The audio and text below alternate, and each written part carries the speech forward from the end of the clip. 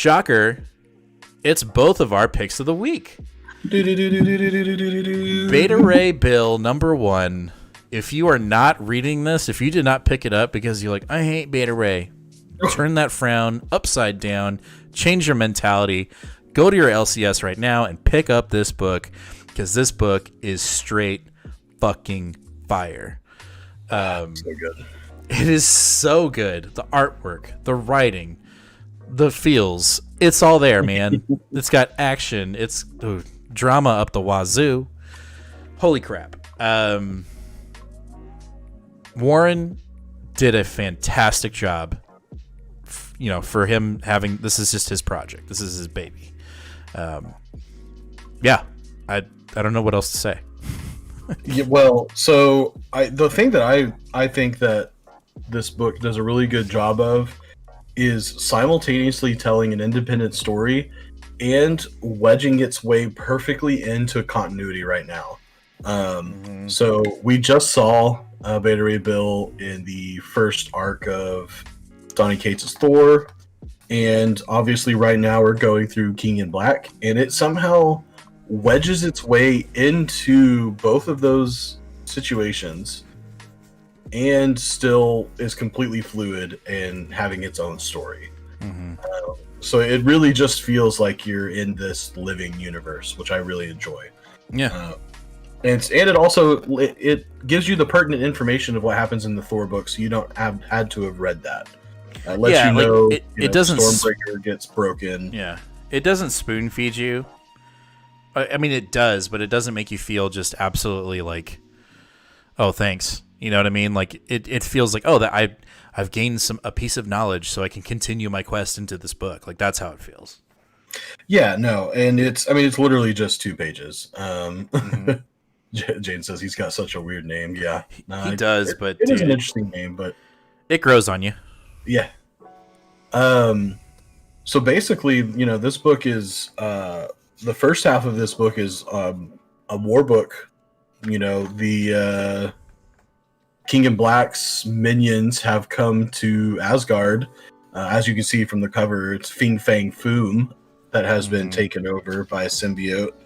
And he, we get this amazing panel. It's gonna be hard for me to show because my light always. Yeah. Here, I'll pull it up too. Where literally, he's like, soldiers of Asgard's, and then it's like, like you could feel it. When you read it, and it's like he's getting everyone pumped up. Like he's screaming. He's got his axe. It's like fuck yes.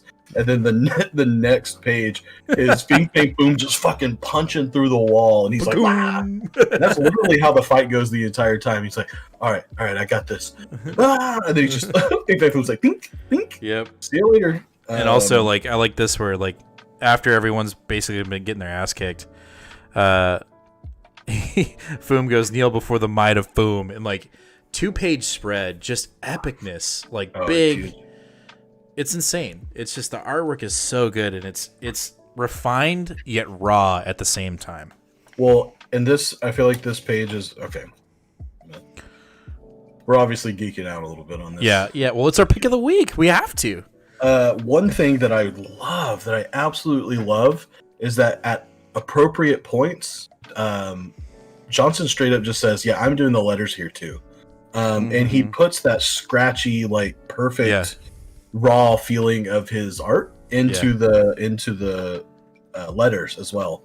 And so with that spread with Fin Fang Foom, like you've got you've got his own handwriting, and then you've got the colored Foom, and it adds such an extra dimension, I think, to the book. Whenever what's his Scuttlebutt, his ship. Scuttlebutt. Whenever his ship is talking, you've got the really nice like lettering. It's like really punctual and really like, I don't know, it just seems like it's coming from a ship. Yeah. But whenever an AI, yeah. But when you've got Bill running and screaming, you've got these awesome scratchy big letters that are just amazing.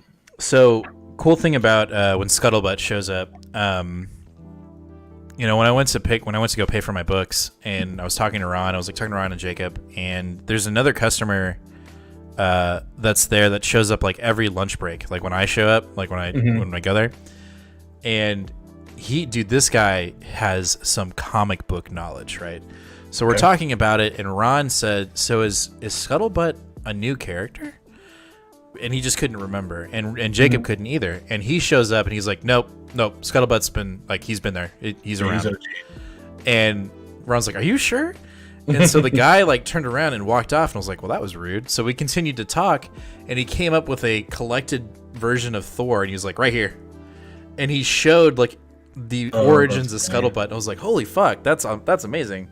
What I like about Warren's interpretation of Scuttlebutt is just like, that ship looks like a Navy carrier, but it's a spaceship, and it has Battleship Yamato vibes, which is an old school anime.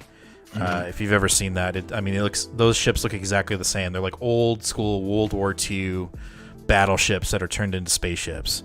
I just thought that was cool. Like when he tells it to like fire, and it's raining down hellfire on Foom. The first half of this book is just epic battle, right? And it looks like Beta's gonna lose, and then Thor shows up. Yeah, then he gets fucking torched by a lightning bolt. Yeah, absolutely roasted. And Thor saves the day. All the soldiers are super happy about it, and they kind of forget about Bill. And you can tell that Bill's pissed. He's pissed at Thor 1 for destroying Stormbreaker, but he's also pissed that Thor just kind of throws his weight around and doesn't Beta Ray Bill is second fiddle, and I think he always will be. And I think that is also reminiscent of how fans feel about him too. I think, like even Jaden said, like, don't know much about him. His name's kind of weird. I think for a lot of fans, a lot of people either A, don't care about him, or two, they're not interested in Beta Ray Bill. Like, remember when we talked to Mark at work, he was like, yeah, I don't like him. He just doesn't, he just rubs me the wrong way. And I'm like, dude, he's fucking cool. What are you talking about? And then, the second half of this book, we really hit some feelings and some drama, and, you really start feeling really bad. Like, you take everything we just said about some people in the Marvel fan base not liking Beta Ray, it's injected into this book, like, no doubt, injected into this book. Yeah. Sif basically has a thing for Beta, and she is going to reward him for, fighting valiantly and winning the day. But the problem is I guess they've had some romantic, encounters before. But at the time when they did that, Stormbreaker was around, and it gave him the ability to basically transform to what he used to look like prior to him being tested on and given the horse face and all that jazz. Well, now he doesn't have it, so he's stuck in that form. And so before, things can continue, he tells her that, and Sif's kind of like, oh, yeah, I'm not going to do that. Like, I'm not going to make out with you when you look like that. And you just see absolute heartbreak for Beta. Like, he can't win the day. Thor overshadows him. And now when he can't even connect to somebody physically because he looks like a monster, that's just like the last straw. Right. So he dips. We get even more history of Beta and how he became the way he is, how much pain he's gone through to get to the way he is. And he essentially leaves Asgard, and he tells Thor that this is pretty much the reason why I'm the way I am, and the hardship I'm going through is because of you, because you stole the one thing, the one gift that was given to me to make me special, right? Yeah. And so the book ends with him seeking Odin so that Odin can make him a new weapon, right? Which I find a little weird. That's the only part of this book that I was like, wait a minute. Because, technically Thor is the Allfather, right? Couldn't he make the weapon for him? I don't know. I don't know. That's my only thing. Maybe it's a pride thing. Maybe he doesn't want, because that's right. Bill very much views Odin as a father figure. As a father figure. And so it could be the pride thing too. Right, like you don't want the guy that is basically kicking your ass the entire time, like saving the day Right. to give you a new toy too. Yeah. Either way, this book was freaking awesome. And I'm so glad I picked it up. I'm really glad that Warren would post previews prior to this book coming out, because it just got me more and more hyped for it. And dude, should we show the cover we got? Yeah, I didn't even. Here, let me get it real quick. You grab get it. yours. I'll get mine. You get yours. So Warren did a Hall of Comics exclusive with his shop that he's closer to. I think in Manhattan, or no, I can't remember where it's at. It's somewhere up on the East Coast. But yeah, he did an exclusive, an homage to what's the 3? Yes, that one. Oh, this one. Ron picked, Nate was able to get his very own first appearance of Beta Ray. Oh man, I'm so excited to have this in a thing. 9.4. I'm super, like I told Ron, And also, it's not a big deal to me, but newsstand. So I'm super jelly of that. I told Ron, like, you need to get me one of those. So I hope Ron's looking for it. I'm sure he will. But then Warren did an homage to it. So we literally just got these today. We ordered it the minute they went on sale. And so I'm really hoping to get Warren to sign this bad boy if he ever comes into town, or if we ever get to see him at a comic book convention.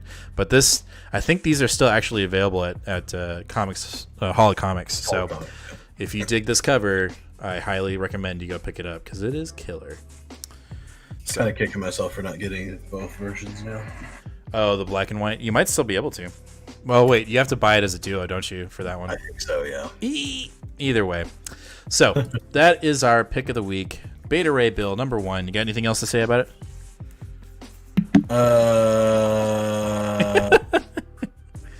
Yeah, actually, this is. I'm sorry, I was trying to get my words together. You're good.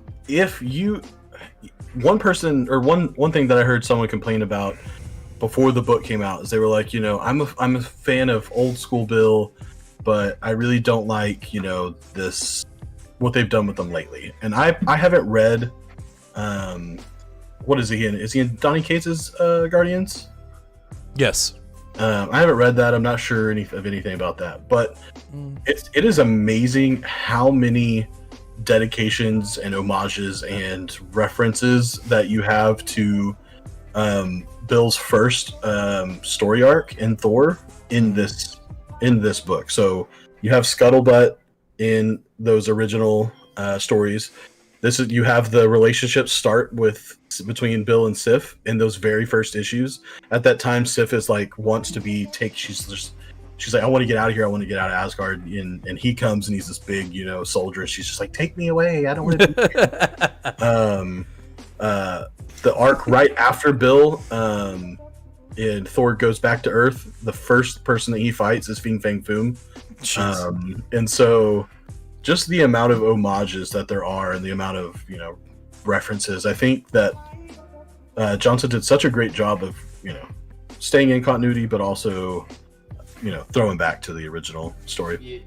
Yeah, and I think also Donnie's used Beta Ray in a couple of his books. I think he's used him he's in Death of Inhumans too, if I'm not mistaken.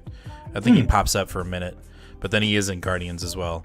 But yeah, I just think Beta, I think after this 5 run, I think he deserves more than just a mini series. I think he might need his own book. I'm just going to throw that out there right now. I mean, I'm okay with this. And with the speculation of him being in the next Thor movie, and he kind of was in the previous Thor movie, where he was actually a character that was supposed to be in that movie, and then really? he got cut. Yeah, they cut him out of the movie. So maybe he'll be in the next one. I think there's enough Marvel fandom that want to see him cinematically, and if that happens, then we definitely got to get an ongoing. Like, come on, man. Come on. Jonathan Hickman, Beta Ray Bill book. Go.